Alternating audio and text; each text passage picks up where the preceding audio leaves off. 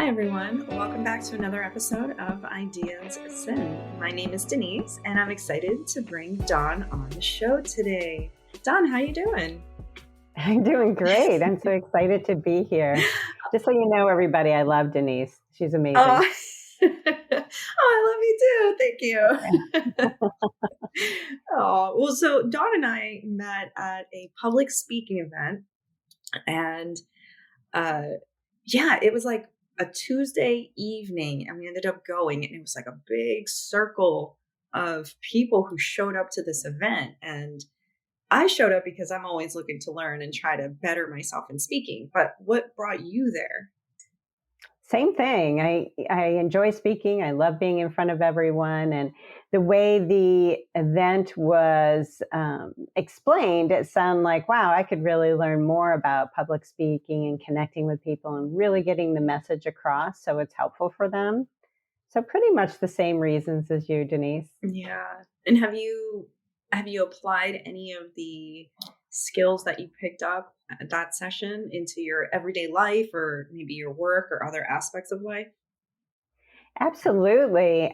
She was talking about, I'm trying to remember her name right now. She was fabulous. I really enjoyed her. Sammy? And Sammy, yes. And she has she sings as well. Yeah.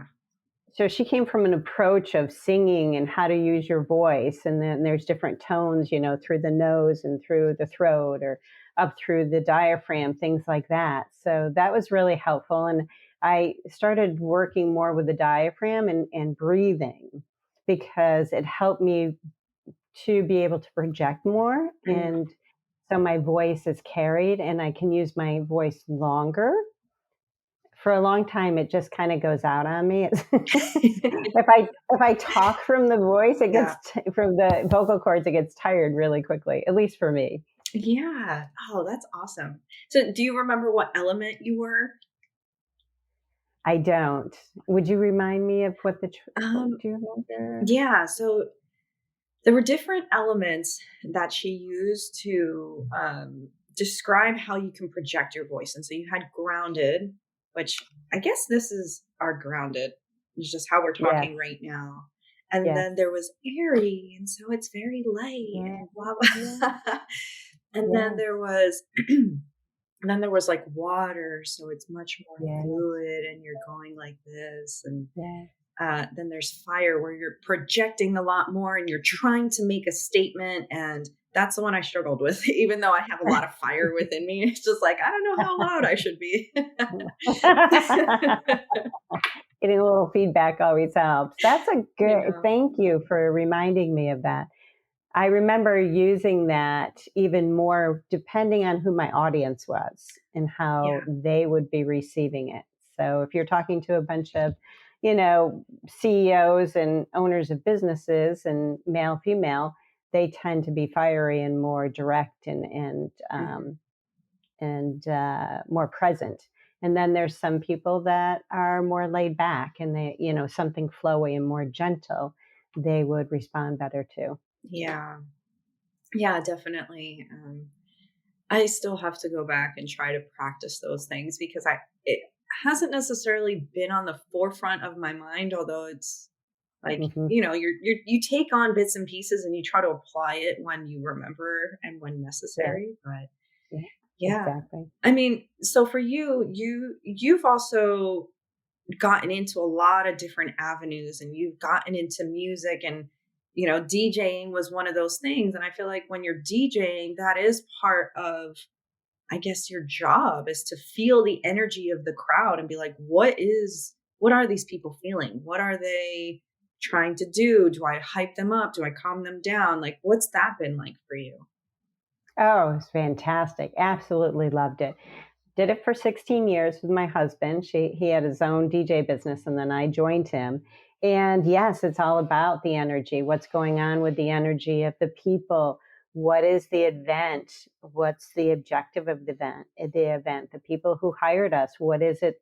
What's their vision? What's their signature of who they are that they want their guests to walk away with, the feeling and during and after? Because I did a lot of weddings and bar bat mitzvahs, and this is really pivotal in their life in terms of memories, and you want it to be the best as possible in terms of, um, and they do. Everybody wants it perfect. So you just find a way to make that happen.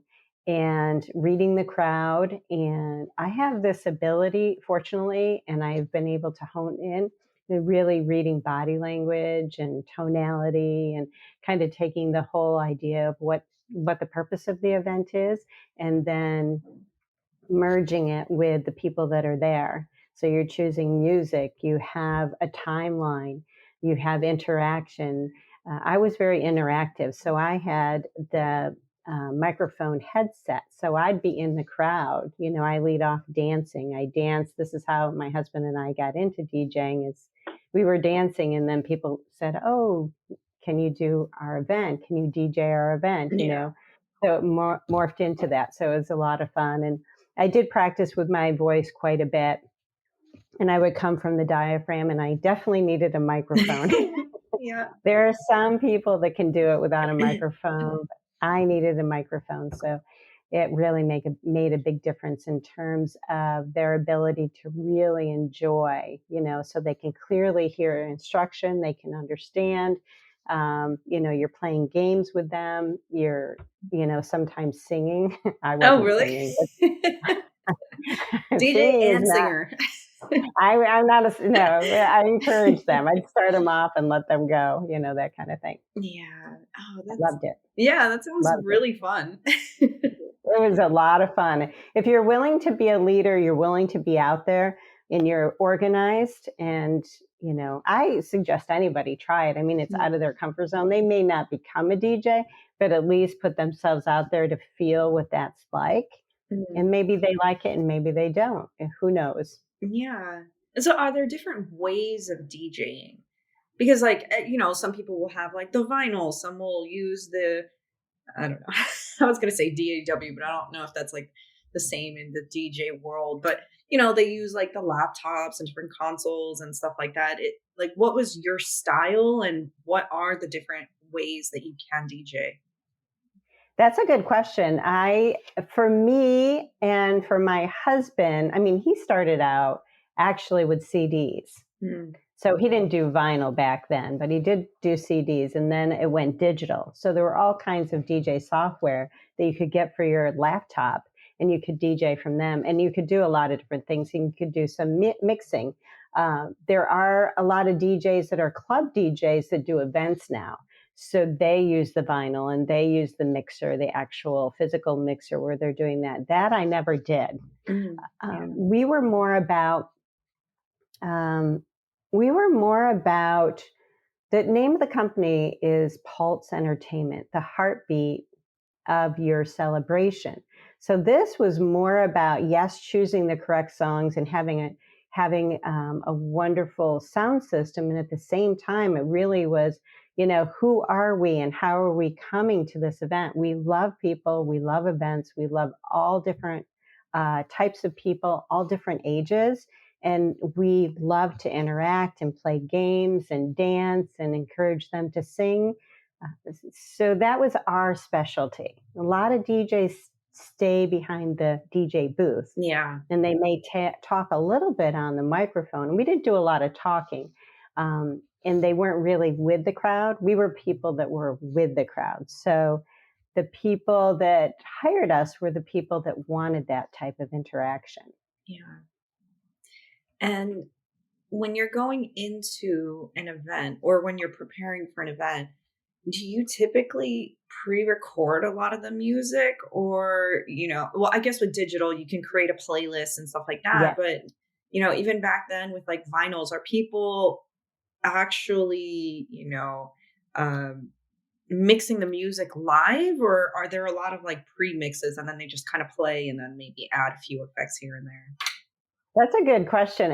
A little bit of both. Mhm. So most of the club DJs that do events, and most DJs in general, they have a list of music that they like to work with, and they have mixes that are already put together or stringed together. So there's many songs.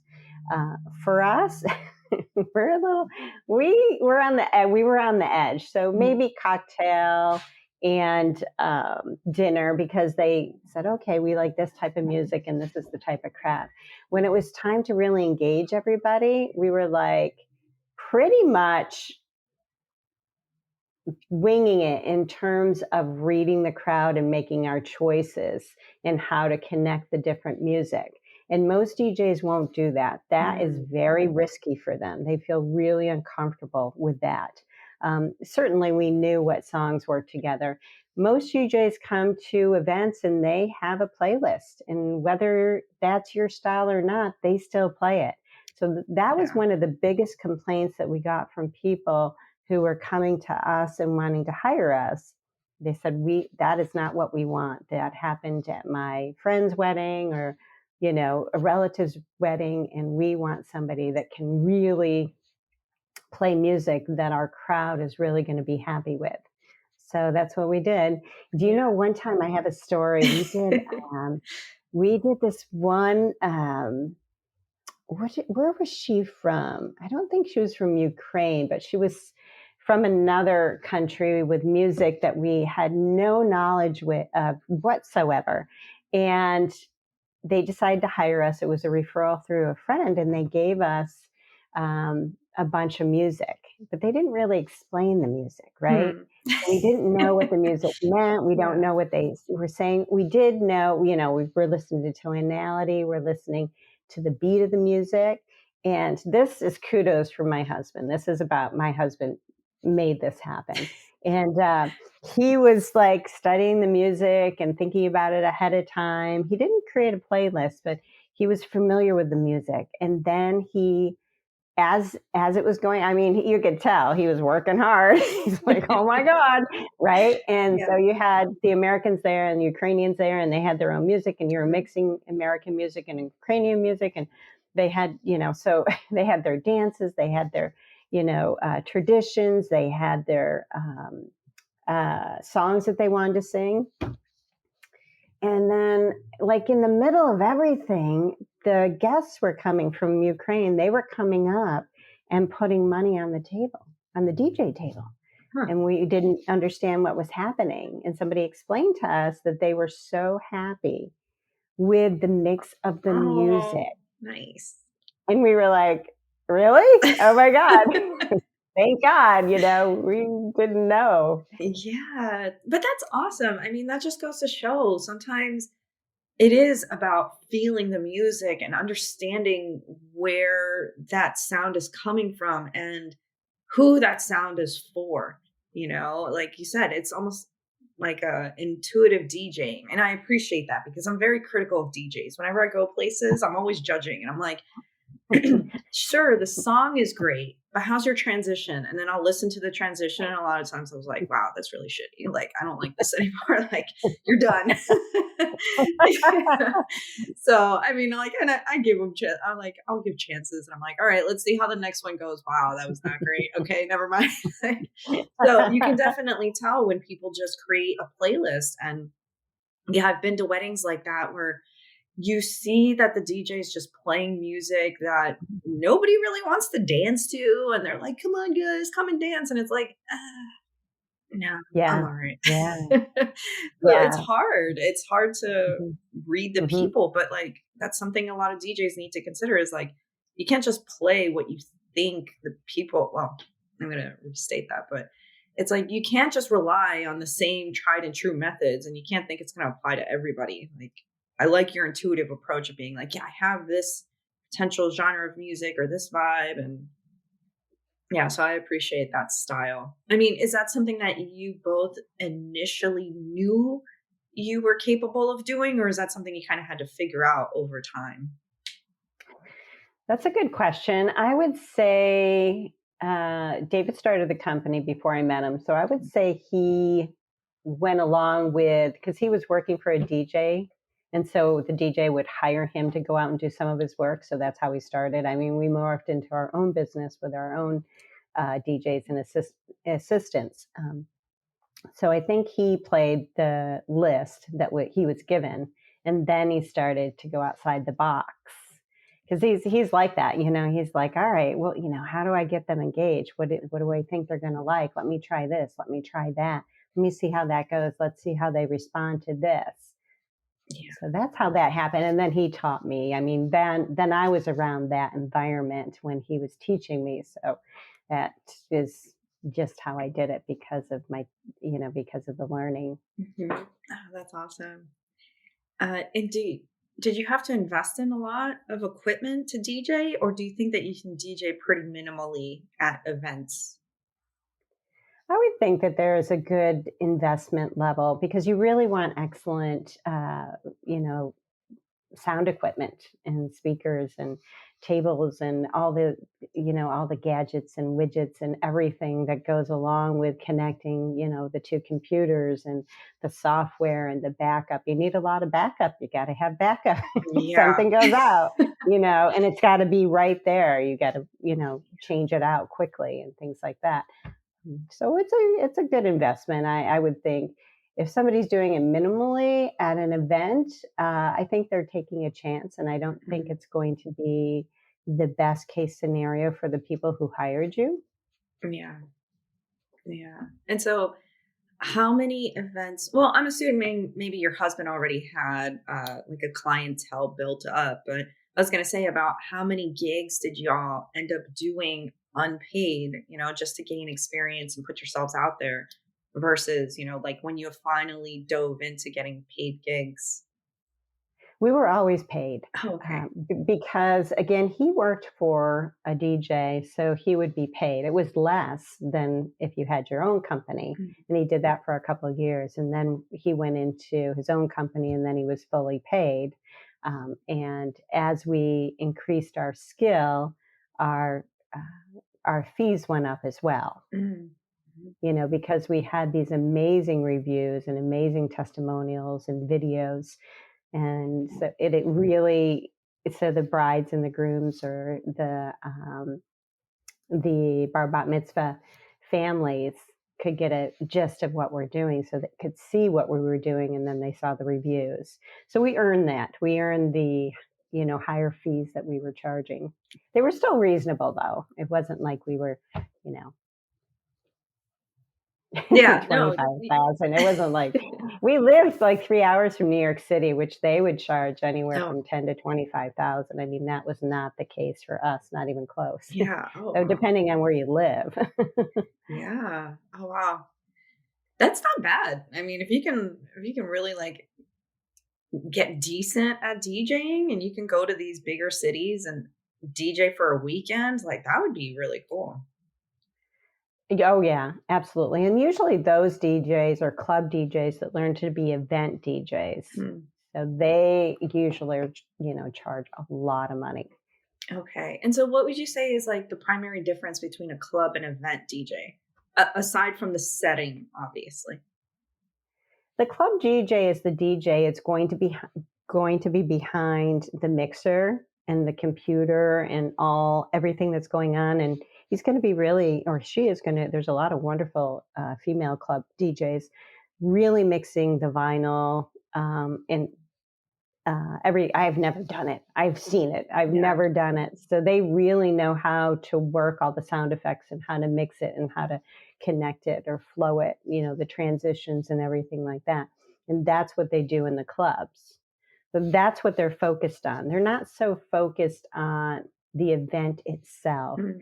These aren't normally people that can do the introductions or interact with the crowd very well. Some of them do. Most of them don't have that side of their personality or skills developed yet. Interesting. Yeah, I mean, that's true. I've been to plenty of clubs and I would always be the one that's going up to the DJ and requesting random songs. I'm like, hey, hello.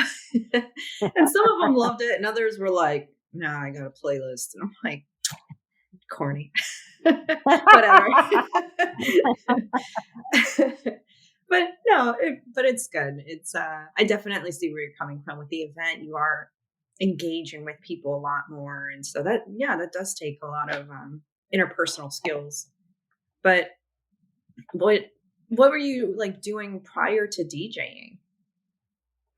Well, as we DJ'd, we did other things, like he's an electrician. He went to school, or not an electrician. He's an electrical engineer. I have an accounting background. I also got into the subconscious. The subconscious is something that, psychology was really important to me as a young child and as I got a little older. So I was developing my own method about helping people update their beliefs so their behaviors would change. So that was part of what I was doing as well. Yeah. That's really cool. And then what had gotten you into that? Was that something that you were always drawn to or something that you just kind of fell into? I think it was something that was natural to my personality. I think I was born with it to some degree. And, like a lot of men, like a lot of people in their families, there's a lot of behavior that is dysfunctional. And I remember being 7 years old and looking around between my family and going to school and neighbors. I saw these behaviors that were less than positive, let's put it that way. Yeah.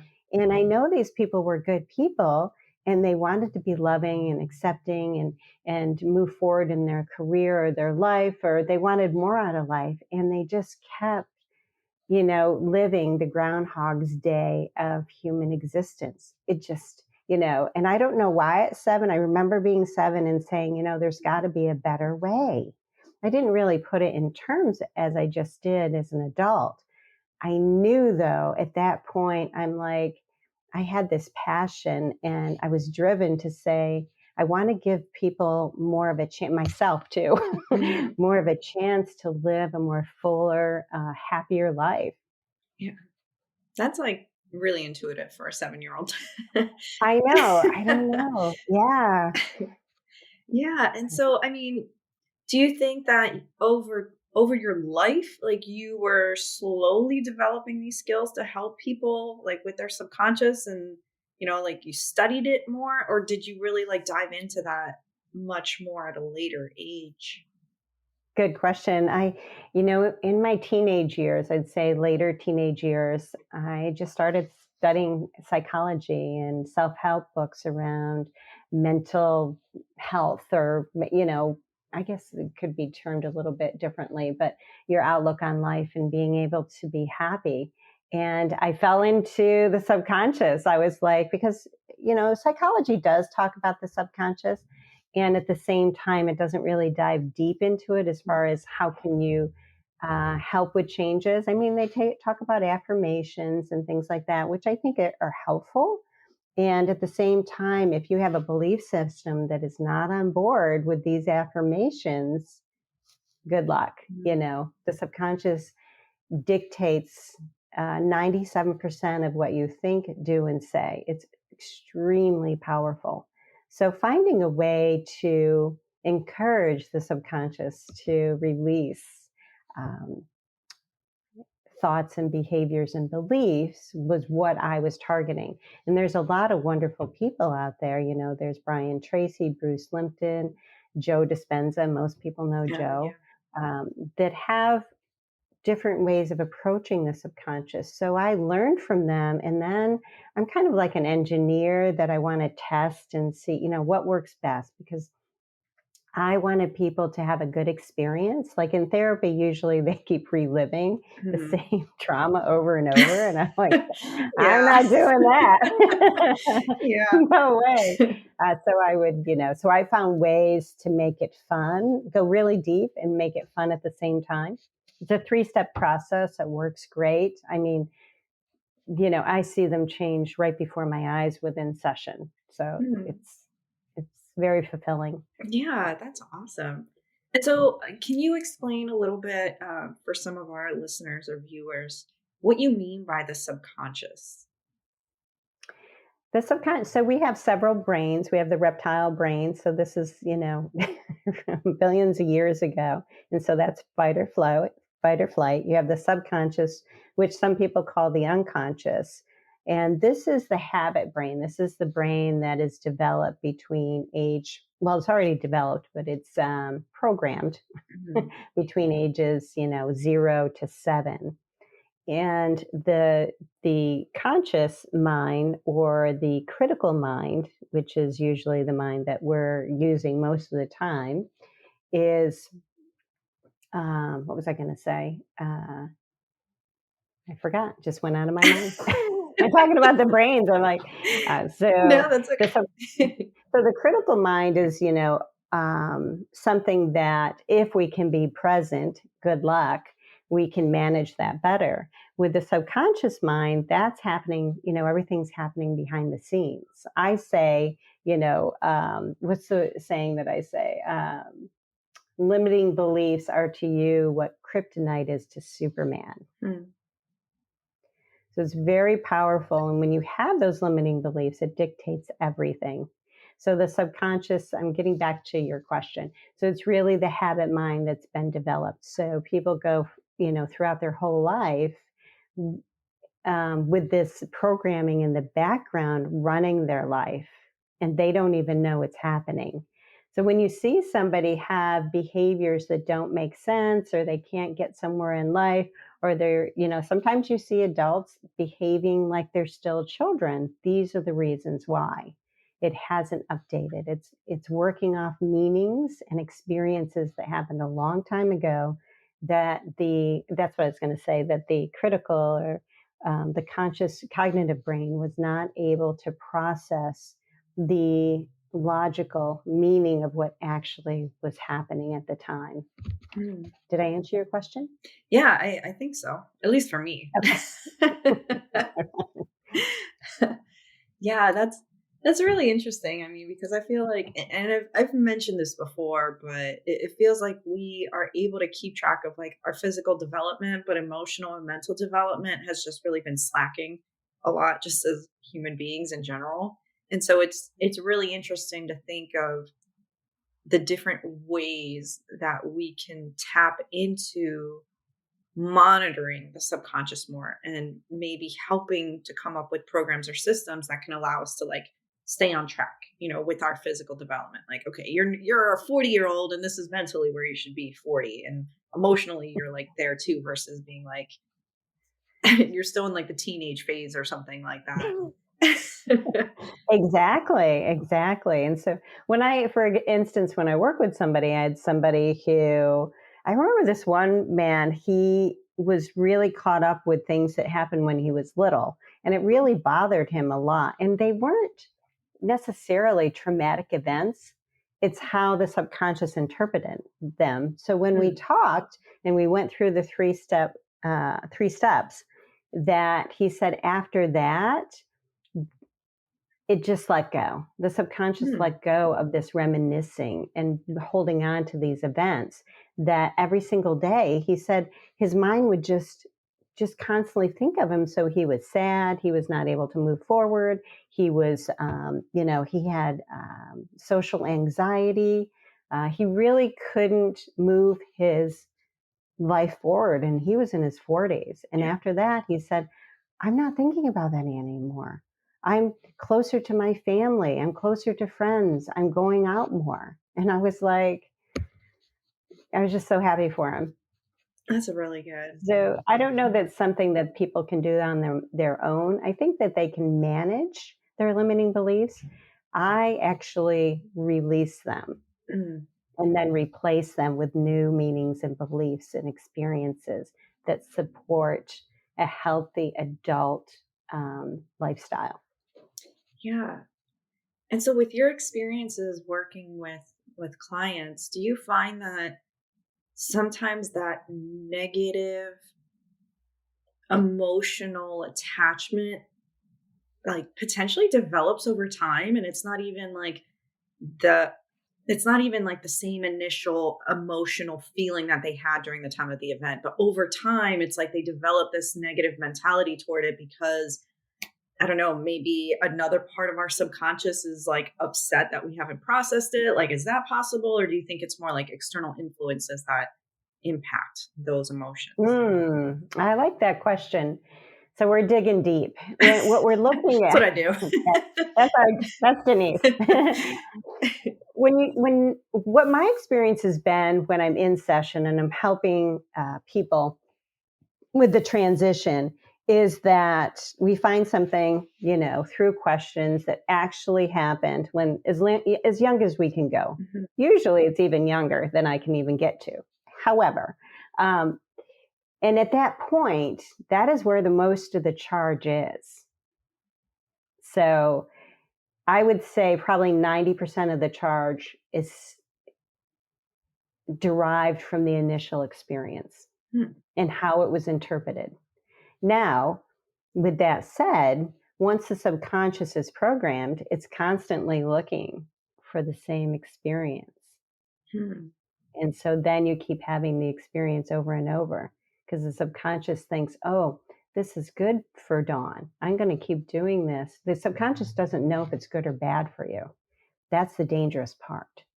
And so you keep, for instance, if you got yelled at every time that you tried something new and it happened when you were a little kid, so the subconscious in the background is seeking out people and events and experiences that will continue that behavior.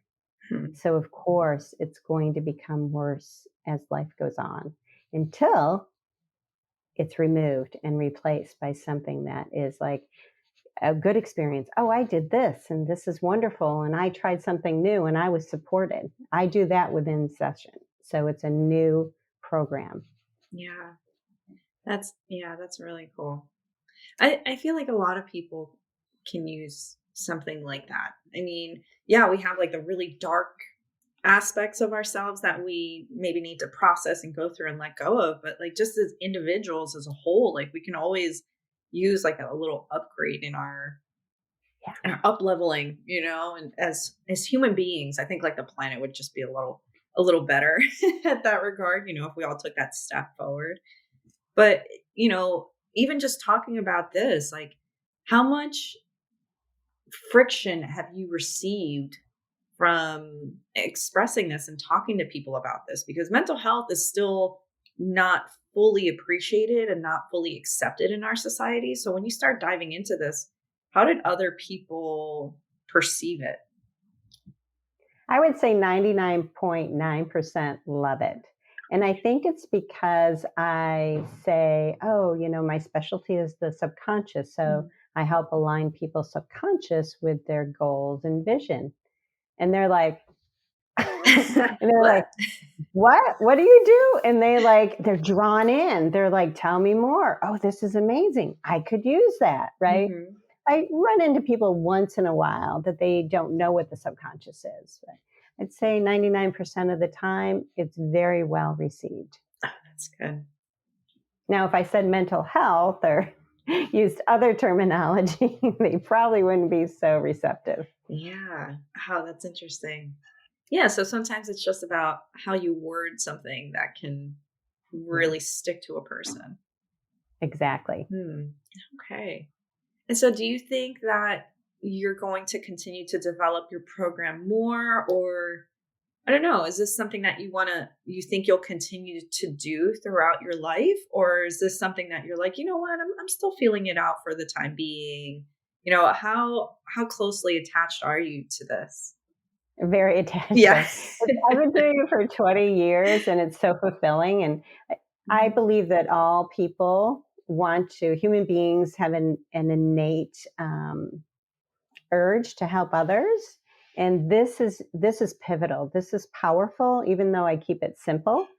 And ever since I was little, it was important to me that other people have a better, happier life. And that has not changed for me. This is always going to be part of my life. I would certainly like to take it to new levels, maybe with VR. I love Mhm. VR. I actually talked to somebody that Denise, that you introduced me to, that we talked about this a little bit. And being able to bring it to the masses, maybe with AI. And that's something that we're looking into. Mhm. Yeah, because you have a background with that as well, like with technology and all of that too. So what was that journey like for you? Because you've been through a lot of different avenues, which is really cool. Like I love that. But what? I know you do. I know. Yeah, me too. Yeah, You have too, Denise. We're going to interview you one day. one day. I think technology, honestly, my husband is a visionary and I've known him for 26 years. Mm, And he is a person that loves technology and he's very positive and he's always like, how can we use this different technology for helping the world in different ways, right? mhm. So that was a big influence on me. And I gravitated towards VR because I had a VR experience. Now, if you've ever had a VR experience, it is hands down so powerful. I mean, once Yeah. you put those glasses on, and you go into whatever the software program is, you forget about your physical surroundings, your being, your body, your mind. Like it goes to a completely different place. Super, super powerful. And what I did do once, which was because I lived in Silicon Valley for 5 years. Mm. And that was like Candyland for me. Like we loved it there. So much fun. So we went to a hackathon, and a hackathon is something that's very popular in the tech world. So this is about, usually a weekend, a Friday night, Saturday, and Sunday, where it has a theme or a topic and they're coming together. So it's usually software engineers, business people, design people, VR people, all, around a business, around a startup. And like, what is the idea? And let's try to develop the framework around that within those 48 to, you know, 60 hours, whatever it is. And I did a few of them. I did one that had to do with VR and it had to do with the subconscious. Mhm. And this was in San Francisco at the Google building, one of the Google buildings on whatever floor. Anyway, uh, we went in, and what happens is there's like 100 or 200 people, and they get divided up into teams. And our team had 8 people. And before you're divided up into teams, you're like, all right, this is what we're doing. This is what the outcome should be for each team, and go find your teammates. So we Mhm. did that. And I remember seeing a man standing where everybody was sitting all by himself. He's just standing there. So I go over, I'm like, hi, what's your name? And I'm like, well, what it is, what do you do? He goes, oh, I'm a VR software engineer or whatever he calls himself. And I grabbed him like by the collar. I'm like, you're coming with me. Oh my God. I know what we can do. Oh my God. Right. And and come to find out, he was the only one in the hackathon that weekend. He was the only VR guy. Oh, Nobody else nice. did VR. And with my background in the subconscious, and this had to do for a fundraiser for the Children's Hospital in San Francisco, and it's the name of it is not coming to me right now. So it was about children who were very sick. What kind of games? What can you put together for technology to help them? And so it was a fundraiser. So it was all being, live, so people could watch to see what was going on and donate. And so I had a team. We had a team of 8 people, and they all had their own idea of what they wanted to do, Hmm. and they were all very different.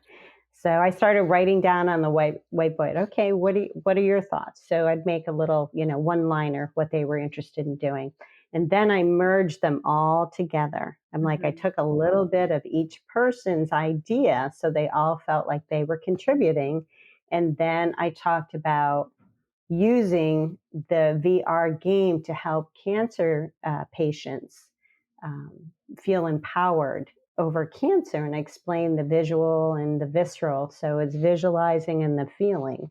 And none of them had any clue, didn't know that even worked.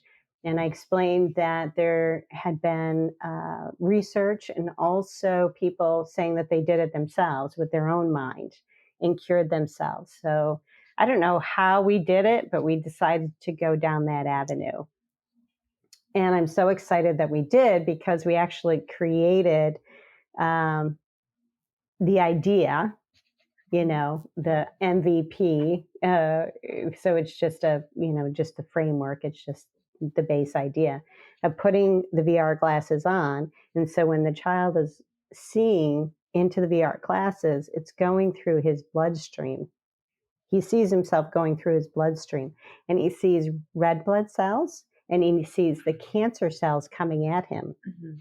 And the idea is that he or she would tap on the side of the glasses and it would shoot out the white blood cells, which are the immune cells. And the immune cells would target the cancer cells and kill the cancer cells. So it would explode them and it would disappear. So it was called red cell or blood cell hero was the name. It had a Mm. little cape on the blood cell and stuff. So it was fun.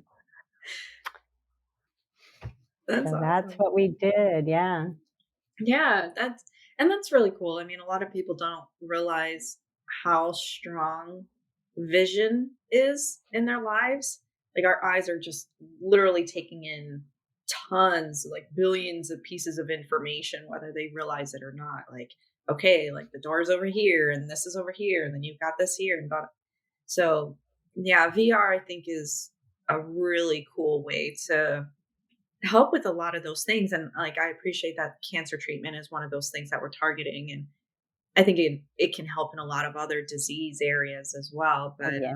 Oh, yeah. do you think Yeah. that that's something that so I know you already mentioned you'd love to do that for the subconscious, but have you gotten in any other efforts since then, since that hackathon? Well, Denise, actually, I told you about the story, and you said, "Oh, that's interesting. I met a man who sounds like he's Oh yeah. doing exactly that." And I'm like, "Really?" Oh yeah. And so that was during the pandemic, I think. And Yeah. as far as him starting it right before. Anyway, I thanks to Denise, I did connect with this man on LinkedIn, and we had a conversation. So this man is doing exactly what I just described. I mean, I never went anywhere with it, and a group never went anywhere with it because we were told that the people in the hospital would not use it because they just have their own protocols, and it was Oh. just too much for them to do anything with. So, but this man is doing something. I mean, he says it's going slowly. It's not, widely accepted by at least the Western medical field and the people because it's very different. They have their own protocols and how they do things.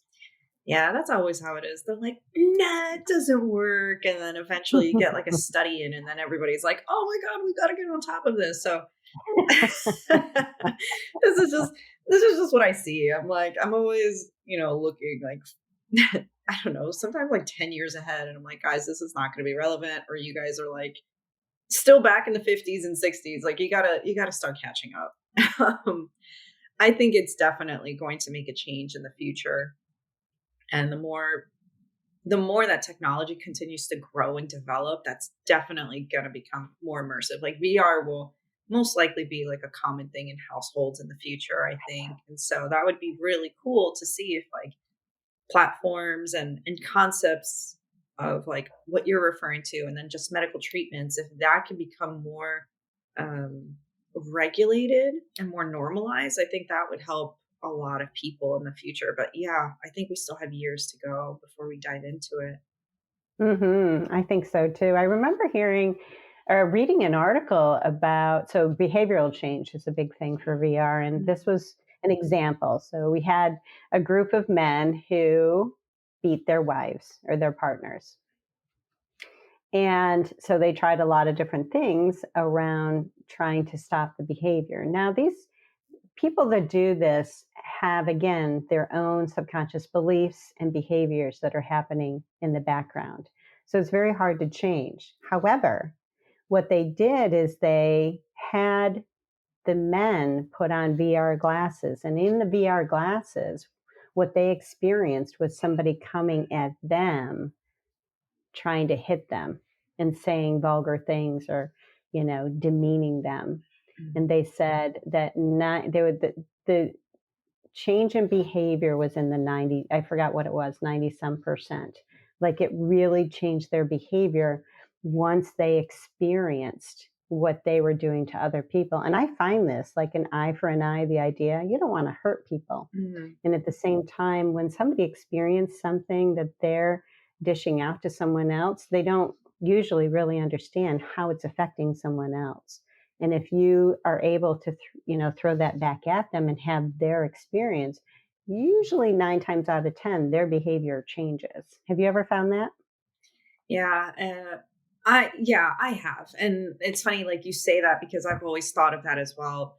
A lot of people, they don't want to change, or they refuse to accept what somebody else is saying because they haven't experienced it. They don't know what that's like. And so it's like, yeah, how yeah, the eye for the eye thing.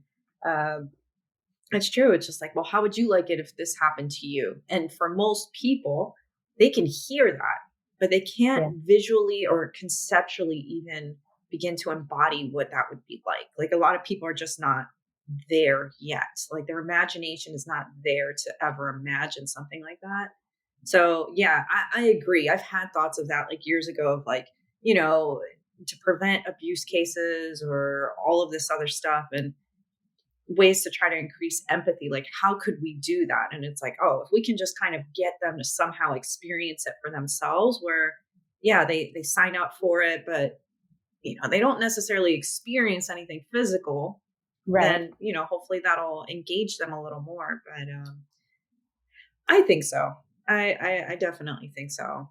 But yeah. Have you seen any other things happening with VR? So you saw that with like medicine, like dealing with cancer, and then you have your interest in the subconscious, and then there's the one with like, yeah, with abusive individuals. But do you see any other potential trends in how VR is going to shape our society, do you think?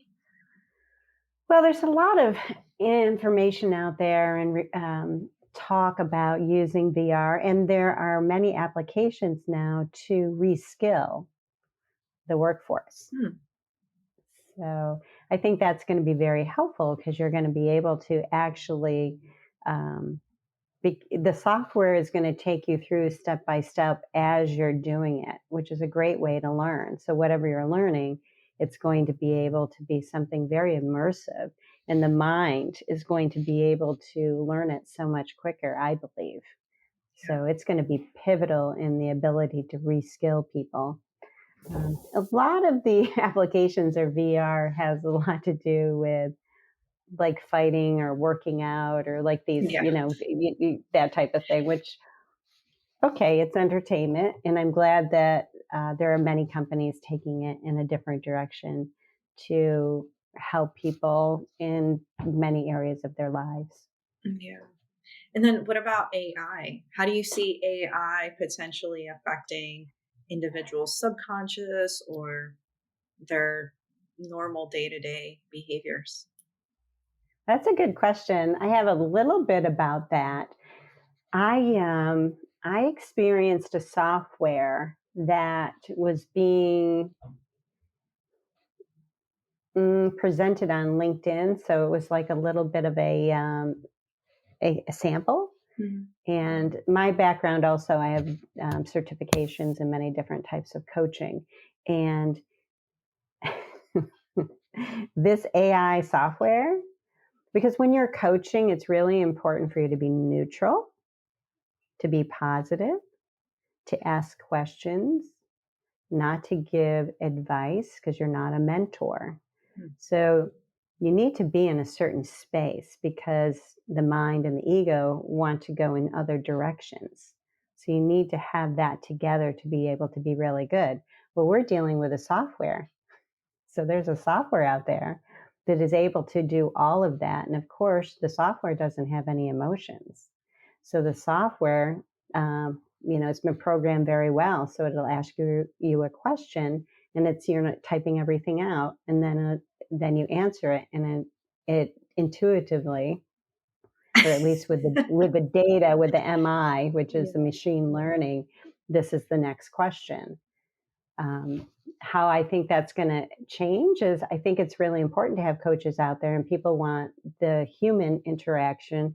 And at the same time, AI is going to offer other ways of using coaching that can really help people move forward in their lives. Because people really don't do anything unless they think they thought of it and they Mm. want, and it really came from themselves. not many people want to be told what to do. So coaching really helps with that. Does that make sense? Mhm. Yeah, and do you think that I'm like I already have an idea in my head, but do you think that AI is going to eventually take over a majority of the coaching available for individuals? Or do you think that, like you noted, there's still going to be people who are like, no, I want like an actual human being. I don't want to deal with AI. Or do you think that in the future you may combine coaching, like actual person and AI together to optimize that process? Yes, good question. I hope it's going to be a merging or a combining of both because I think it really can help people. Um, like, let's say you go to a coach once a week, Mhm. right? And you're texting and emailing him back. But if that coach had an AI partner app that could help you through some things too, that's really fabulous. And it helps people have the support when they need it. It could be in the middle of the night. You never know what's going on in a person's Yeah. life, right? And so the coach themselves, I do believe that because people have, the coaches have the training and they have emotions and they have all these brains that are working together, or minds working together, I believe that they're going to be able to recognize and like the work I do is very specific. So I'm recognizing things that are on a really, really deep level. I think like life coaches or accountability coaches, or they're doing an amazing service and they're going to be able to notice things about a person's behavior, about their body language, about their tonality. All these things come into play. How much AI can do with that, I'm not really Mm. sure. I'm not an expert in AI. And at the same time, uh, I mean, it's just like anybody, when you call up to get help or you want to talk to a person and you have a chat bot or you have some kind of text thing and you're like, I really want to talk to a person because it's really not understanding where I'm coming from, Mhm. you know? And I'm hoping and praying that humankind will continue to utilize AI, but not have it be mainstream. I hope they still connect with humans because humans need humans. And if we don't have each other and we go to I don't know how we're going to survive because innately we need humans, even though they can be impossible at times. Or we, Yep. it's not they, it's we. Does that make Yes. sense? Yeah. No, I definitely agree. I mean, there are folks that might not be super in tune with their emotions, or they're like, I don't feel emotion, but it's like, well, that's something that maybe should be explored. I mean, actually, that's a good question for you as a coach and somebody who's worked with the subconscious. For people who are like, I don't experience emotions, or maybe they experience emotions too much, but how how much emotion should somebody actually feel? I've never been asked that question. Well, I think when you're talking with someone, you can tell if they're not in balance with their emotions, if they're not experiencing them much or at all, or if they're experiencing them too much. So I think with anything, just having a healthy balance of that. So you don't want emotions to take over your life where you have them and they just keep, you keep having it for days and weeks on end over the same thought process because you're kind of like in that place where you're just thinking about the event over and over and it's, you can't seem to get out of that loop. And then people who don't have emotions, it's like, well, they're not really living life and they tend to have all this energy that's stuck in their body because they haven't experienced or acknowledged it. So that can lead to a lot of, disease or Mm, health problems, things like physical health problems as well as mental and emotional. So I would say a balance. yeah. So I would assume like people who are not really in touch with their emotions, or block them out, I would think that once they start experiencing it, it can be quite overwhelming. Has that been your experience with that? Like, how are It can. people when they're first stepping into emotion? That's a good question because I went through that myself because I was a person that I didn't understand emotions. Like I had a Mhm. therapist show me the emotion wheel of all the faces, and there's like 30 faces, and she goes, "Oh, can you identify that?" And I couldn't, Yeah. you know. And so what was my journey with that? There was fear. It was uncomfortable because there was vulnerability. So I wasn't in a place as a child that it was okay to be vulnerable. Mm. And I think it's little baby steps. It could be different from each person. I mean, my therapist wasn't necessarily saying, dive into it and just, you know, Mm. have a big hurrah with all the emotions. It was like a Yeah. little bit at a time about different experiences or topics or things like that. And as I experienced it, I became more embracing of it because there was a freedom that was happening. There was a release, there was a freedom, there was an acceptance of self and others. Um, so I would say baby steps. Everybody's different. I mean, maybe somebody that goes from no feeling to a lot of feeling could work for them. I don't know. Yeah. I haven't seen that happen, but it could. Yeah. Hmm. And then what about the individuals who experience too much emotion? Um, like, what are your experiences with that? Like, how is it that they've gotten to that point where it's like, okay, they're, I don't want to say unhinged, but they just feel a lot of emotion. Like, how did that happen versus, the counter to it? What I'm noticing is that if they're experiencing a lot of emotions, usually they're something that happened again when they were little, and it was something that was in their environment. So maybe they saw that a lot. Somebody was always worrying or making events into, just small events into something catastrophic.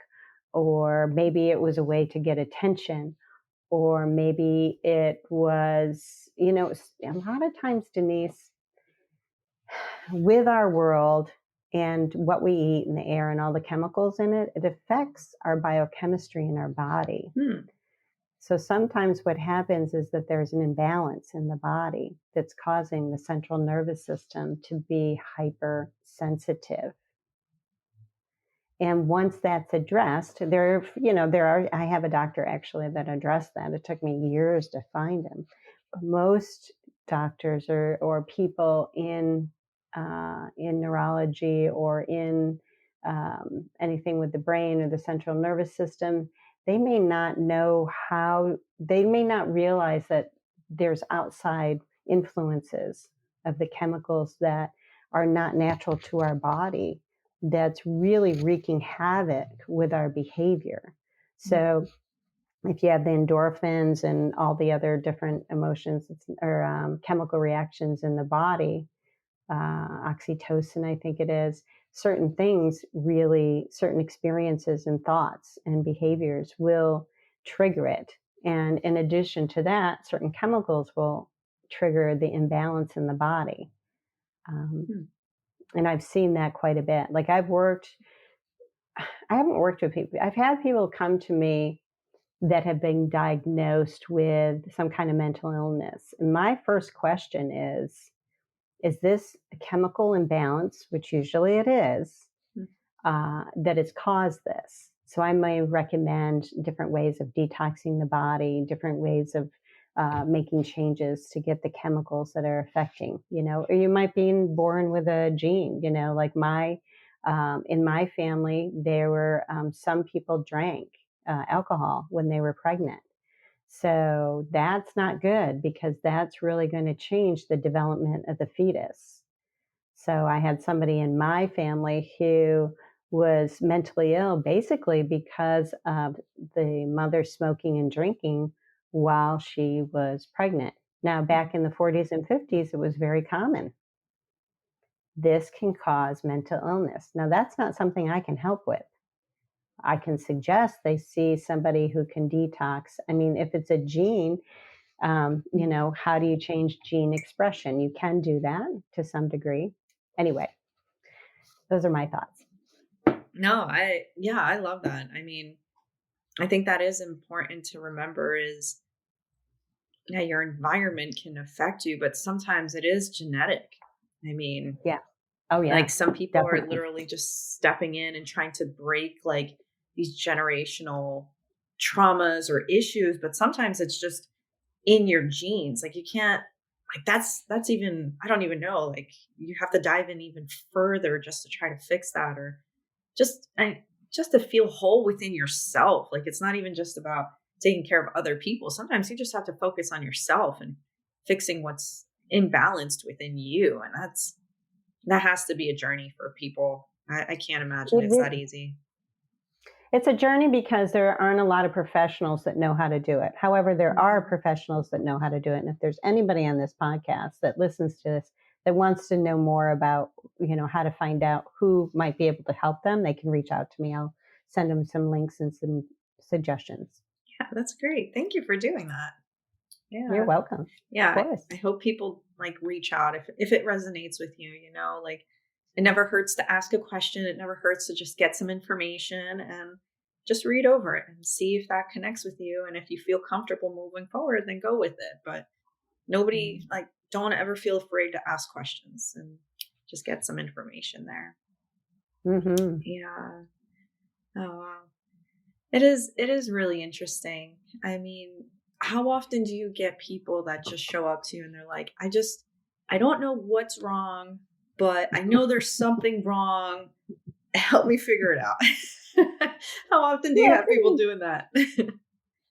most people feel that way, or they have an idea. They're like, well, I know that this happened when I was a kid, but I don't know how to change it. I've been to seminars, I've seen different coaches, therapists, nothing's changing. I don't know what to do, and we have a conversation, and I find out a little bit more, and I explain a little bit more of how I might be able to help, and they can see that it's different usually than what they have had experience with.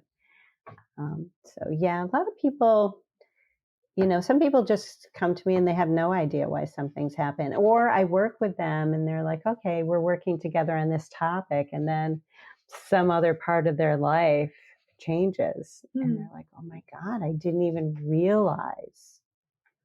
I had a man come to me that had to do with paperwork. He just had a big aversion to it, right? And he had Mhm. his own business. So that was challenging. And Yeah. so we worked through that, and he came back to me to say, "Oh my God, I'm actually having conversations," because it didn't really work out well with him in terms of relationships with females, with love relationships.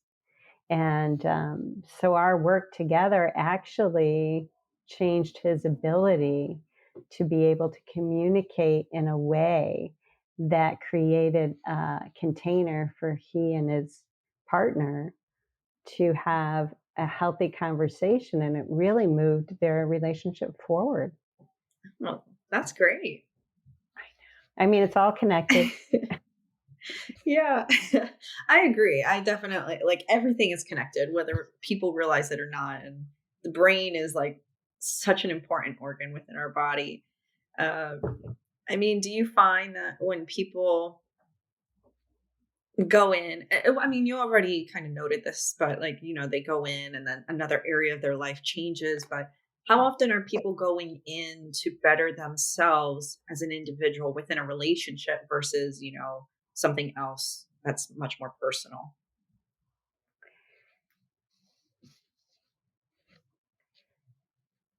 I have worked with people and children too, for for many different reasons. In terms of relationships, some people come to me for relationships. That hasn't been my focus. Mhm. However, it is a bonus to working together. So a lot of people will look at their business or being in business or or their work life, and they're more apt to work on things that aren't working in their work life because it means, oh, I'm going to get a promotion, I'm going to make more money, I'm going to be happier. And so you have these relationships in your work life and in your personal life. So relationships are everywhere. Mhm. And many times they don't necessarily want to be that vulnerable about a personal relationship. However, they're happy to talk about a work relationship. So the Yeah. behavior is very similar, and it will help improve their personal relationships. Mm. Did I understand your question? Yeah. Yeah. I think so. Okay. Okay. I just wanted to make sure. I did have a man come to me who he was 70 actually, and he had all kinds of degrees and PhDs and psychology and early development and just a lot of stuff that he had. And he worked for a lot of big companies as an executive coach, Mm. and he'd have anywhere from 20 to 30, C-level people that he was coaching Oh, wow. at these companies for years. And I was doing LinkedIn Lives for a little while. And he listened to one of my LinkedIn Lives and he contacted me. He goes, I've been doing this, da, da, da. He goes, I know a lot about psychology. I know a lot about coaching, about the, he goes, I completely agree with you that change happens only on the subconscious level, like lasting change. And he goes, I want to work with you. Hmm. I was like, oh, Okay. okay, happy to. And he had three areas, main areas of his life. And one was relationships with women, and one was health, and the other one was money. So it Hmm. was like the three main ones, right? And he did my 12-week program. And he said at the end of the 12 weeks, he goes, this is magic. What you do is magic. He goes, all the things from my childhood that haunted me do not haunt me anymore.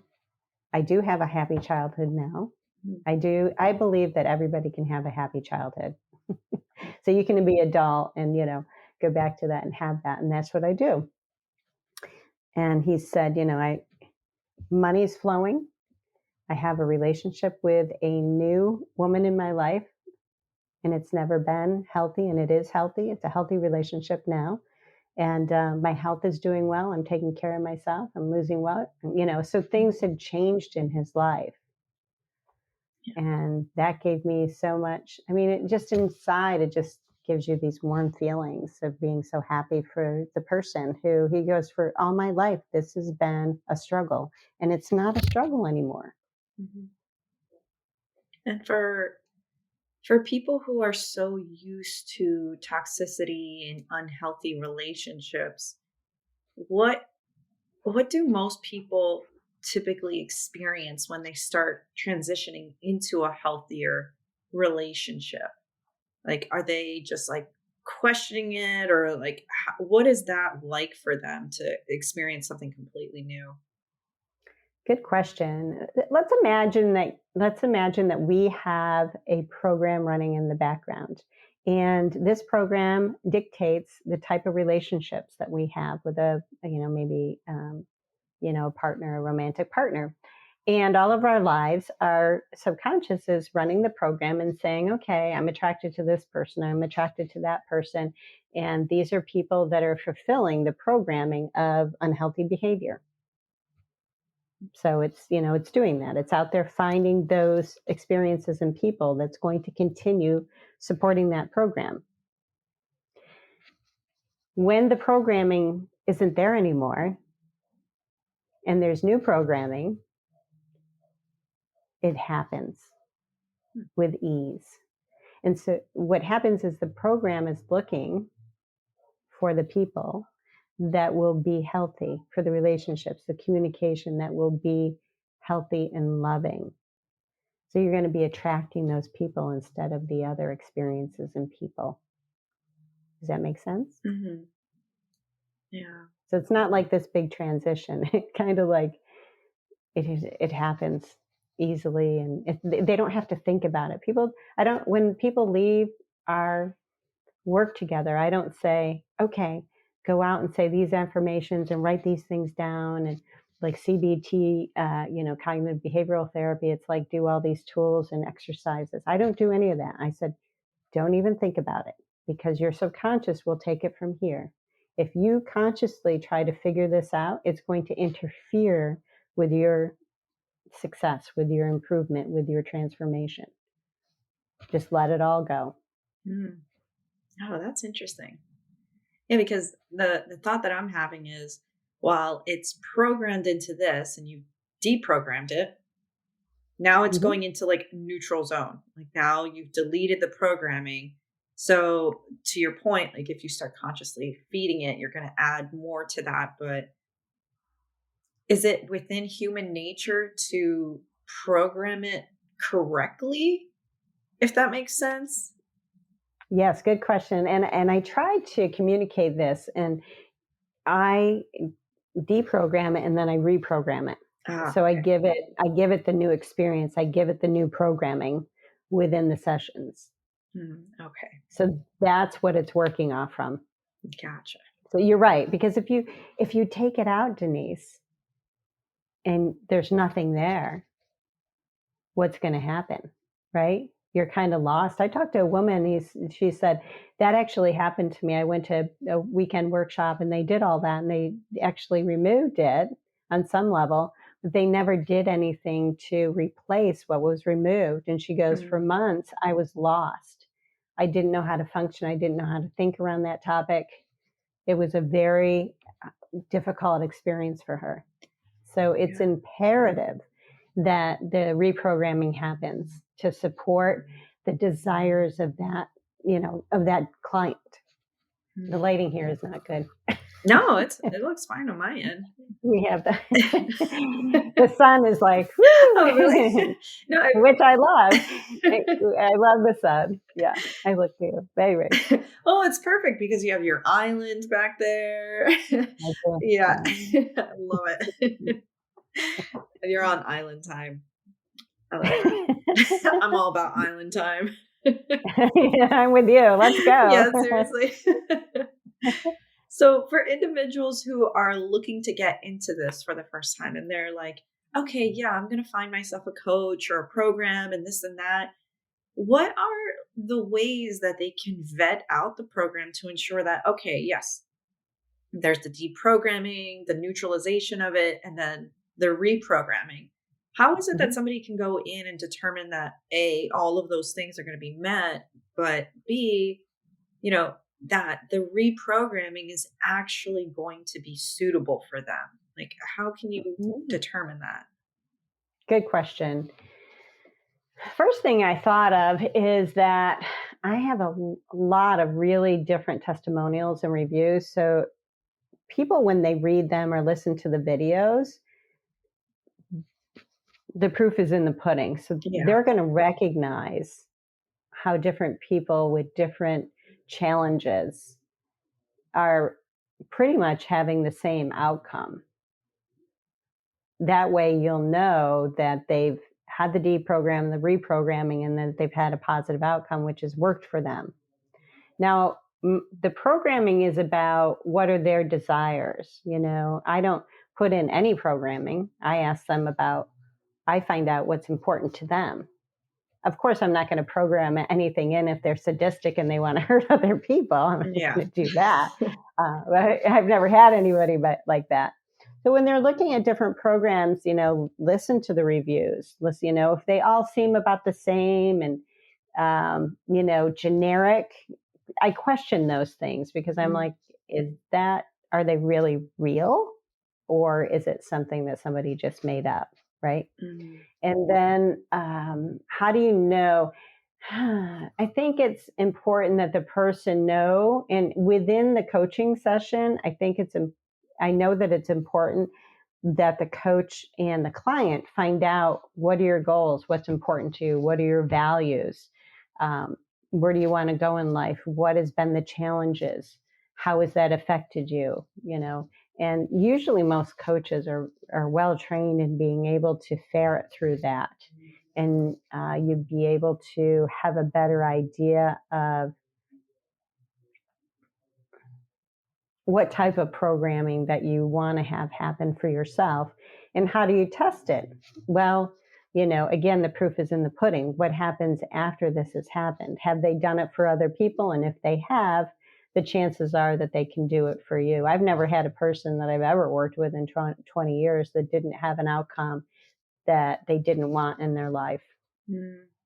No, that's really good, is to check out the reviews and reach out and just do like the one-on-one calls. I think that's really important. And Yes. I feel the same way about like the generic reviews. Like I'll go in and I'll read it. And if it's like super blanket, like, yeah, it was a great program, I enjoyed it. It's like, people ask others like, hey man, can you just write me a review? I just need to get like some things up there. And that Yeah, happens. yeah, it does. Yeah. So that's really good advice. I mean, a thought that I had as you're describing that is, have you ever thought of combining the DJing and the subconscious work together? So it's like you have your music and that. Hmm. Okay, tell me more of what you're thinking. This is very interesting. I Well, know. music is very powerful, right, with the brain. Oh yeah. What are you thinking? Do you have a vision or an idea? Um, well, I guess like for me personally, when I was going through my own like really dark depressive times, like I literally Hmm. went through a cleansing, including the kind of music that I listen to. Like some people, Hmm. they'll stay attached to certain things and they like the sounds of the music, but they don't always look at the lyrics. Or they're like, I know the lyrics and they sing along, but then I'm like, but do you really see and hear what the lyrics are? Because as soon as I started analyzing the music that I was going into, looking at the lyrics, I was like, man, I don't believe in this at all. And this is talking about this and that and blah, blah, blah. Like, do I truly align to this? Is this really aligned to my values? Does this make me feel good? Like I grew up with like rap and hip hop. So there's a lot of music out there that it talks negatively about women and this and that. And I'm like, is that how I want to be treated? Is that how is that what I believe? And it was like, no, I don't want to believe that. I don't want to believe all these like negative and depressive things that are being said in music. So I know I ended up cutting out a lot of it.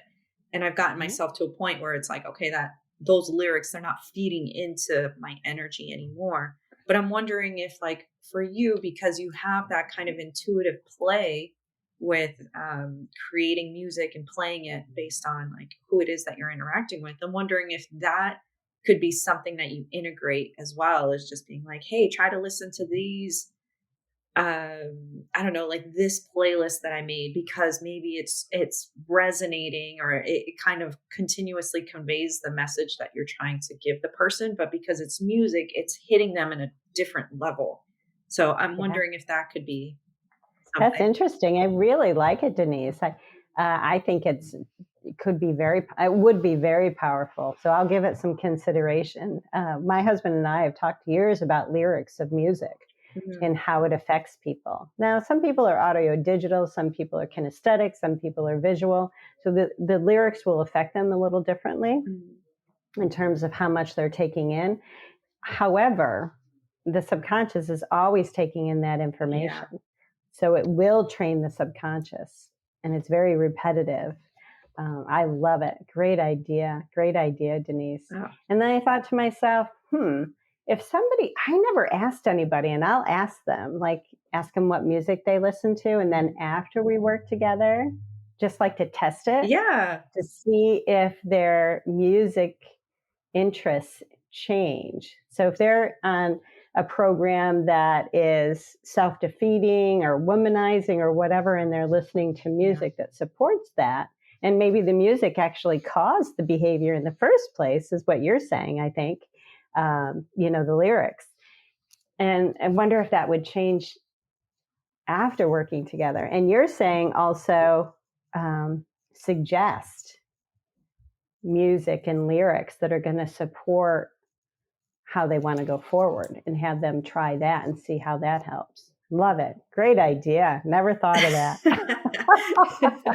I'm more than happy to help you with that process because I mean, me personally, I love music. I feel music. Like there's a lot to it that I really love and connect to. And I know that that helped me in my journey is like filtering through that because I also listen to a shit ton of different types of music and tons of genres and in different languages. And like you noted, back in the original point of the conversation where you're listening to like the Ukrainian music and you don't necessarily know what they're saying, but like you're picking up the different tones and the sounds. And I feel that as well. I have like playlists with like international music and in languages I don't understand, but it's like I feel what it is that they're trying to convey. And so I'm like, Mhm. I can attach myself to that. Or I feel like that's gonna vibe with me when I'm feeling this type of way. And, it's like, okay, this song has a really good beat, but I really don't like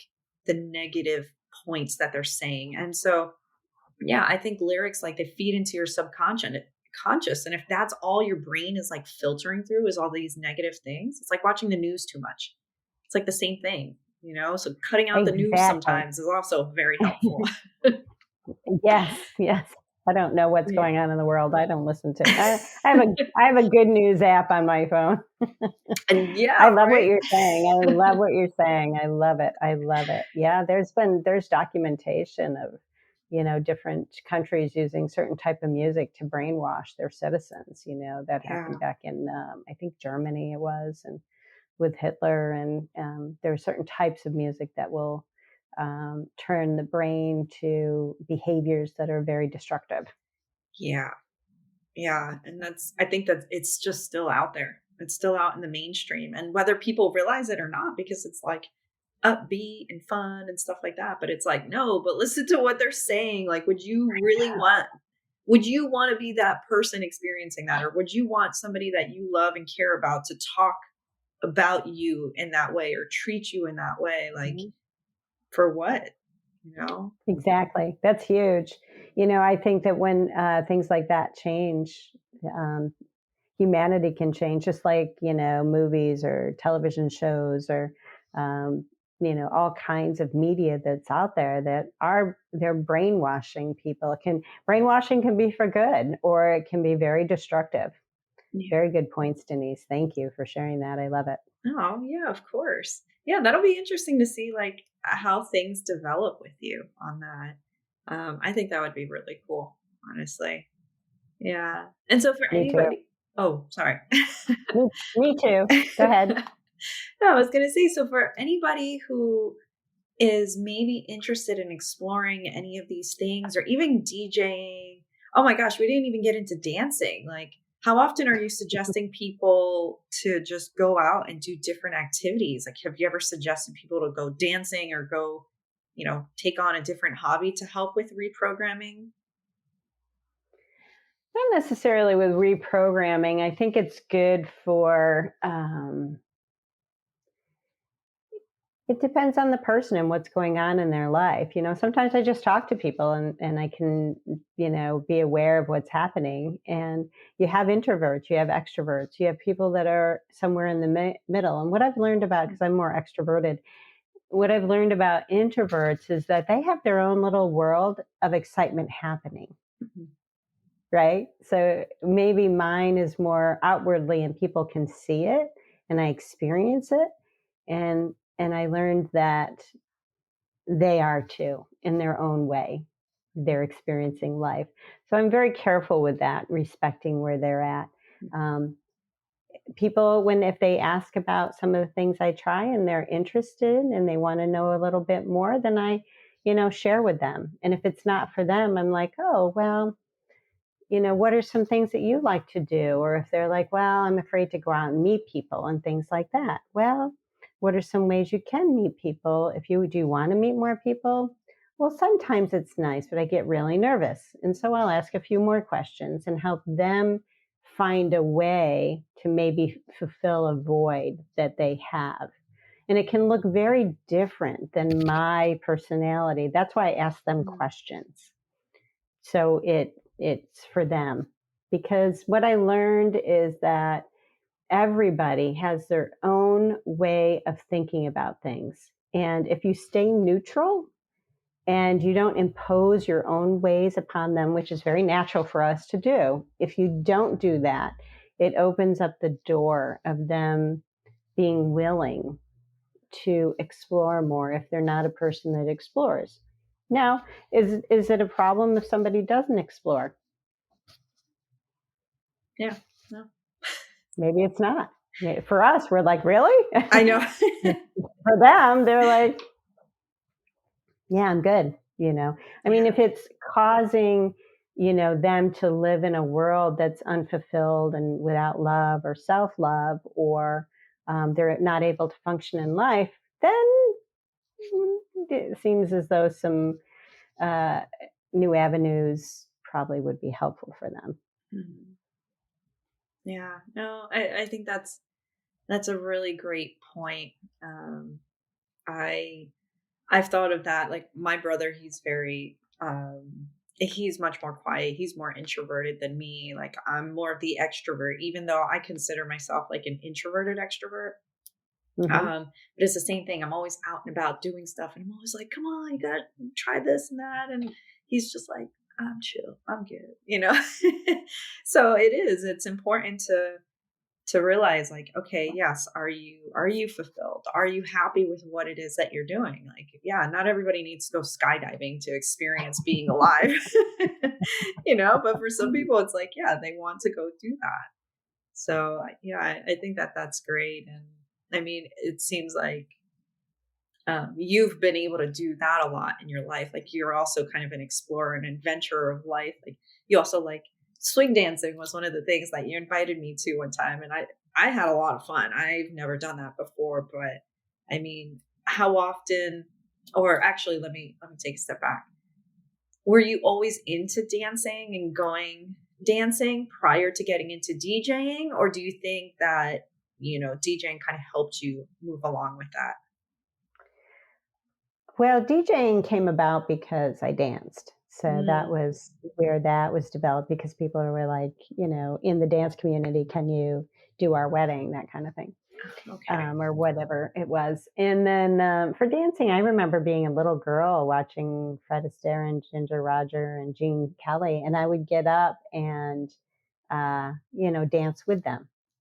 Mm. I'd try to move my body like them, and to this day I do. I love those movies.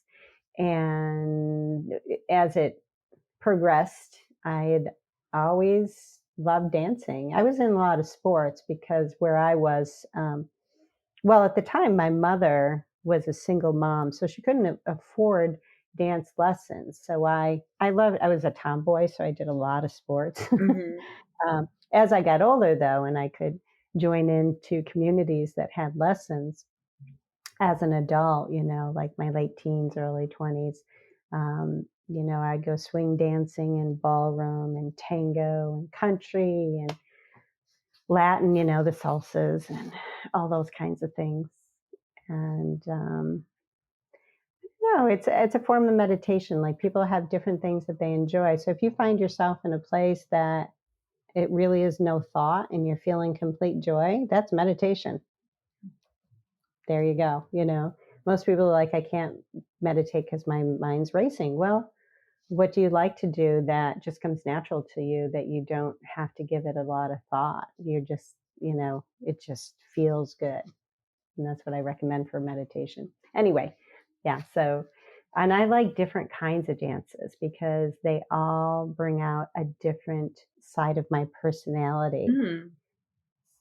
Most people are like, they like one dance or two dance. I like them all pretty much. There are a couple I'm not that excited about, but most of them I love for that reason. Yeah.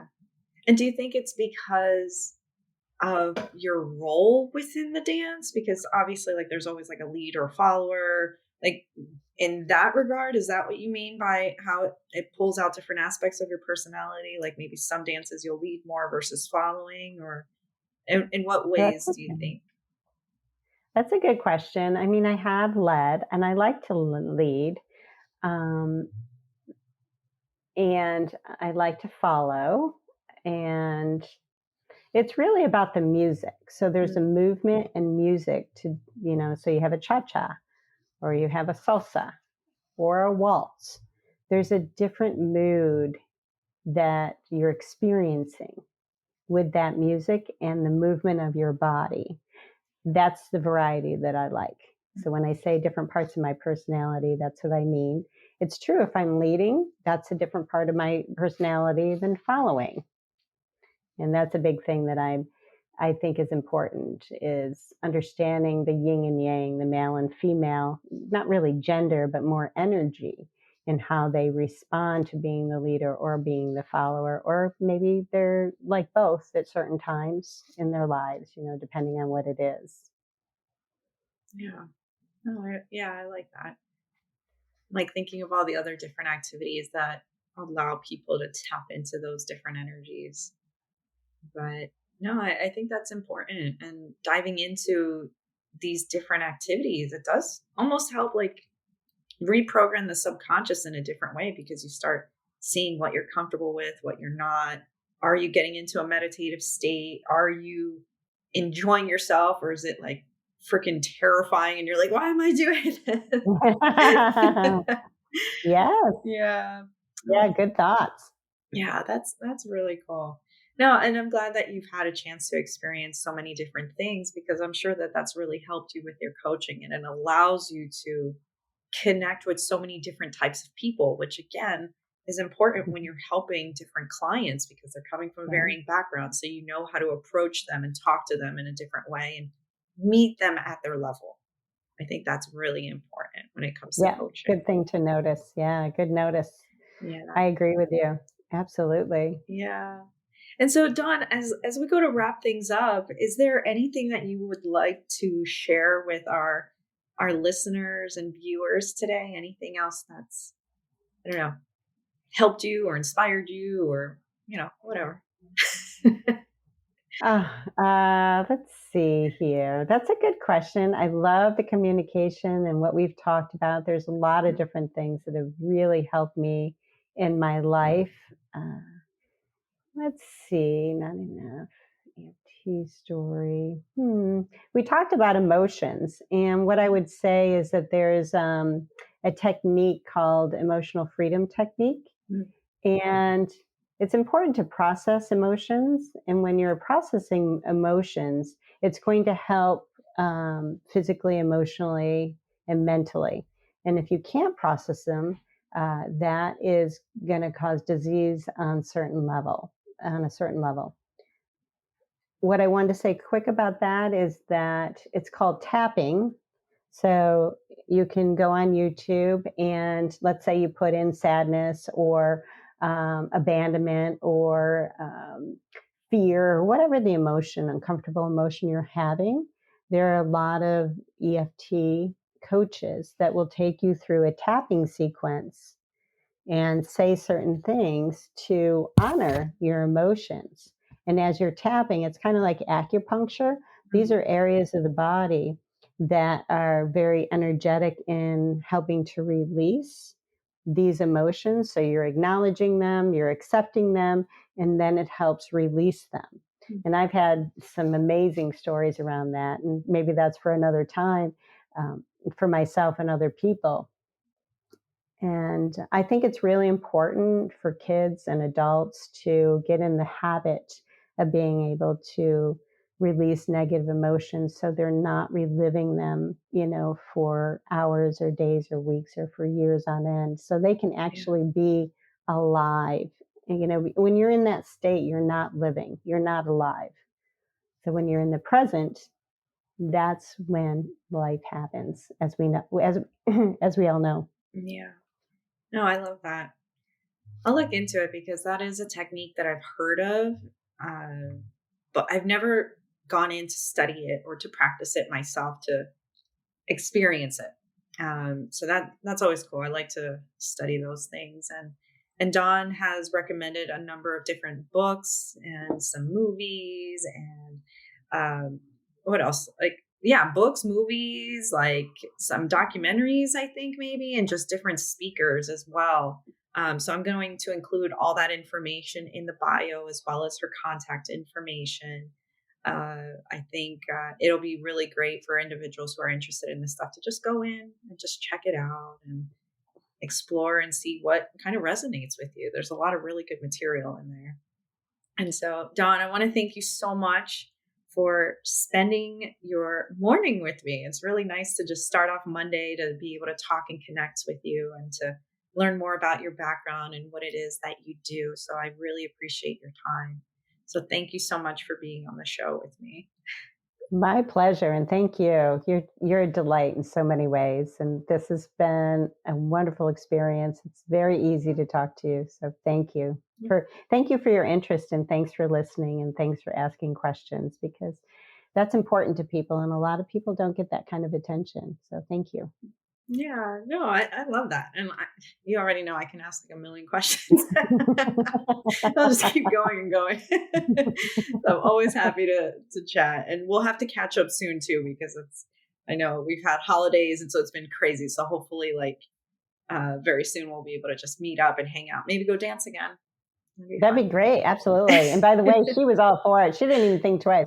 Yeah, I'll be there. I'm going. And she had so much fun. And everybody wanted to dance with her. And she was just like, what? And, it felt good because they were open and they didn't know, you don't know each other, but people are, asking each other to dance and changing partners. And so you were a natural. Oh, oh, thank you. Yeah, that's another one of those things where it's like, we'll just see how it goes. You're good at that. You're awesome. Oh, thank you. And for all of our listeners out there, thank you again so much for spending your time with us and for hearing us. And I really hope you got something good out of this because I definitely did. I feel like I learned so much every time I talked to Dawn. And so I hope you all did too. So again, check out, so again, check out the references and make sure to contact Dawn if again, anything that she noted resonated with you and just, get some info. And so until the next time, thank you all again and have a wonderful day or night or whatever time of day you're listening to this. And we'll chat soon. Thank you. Take care.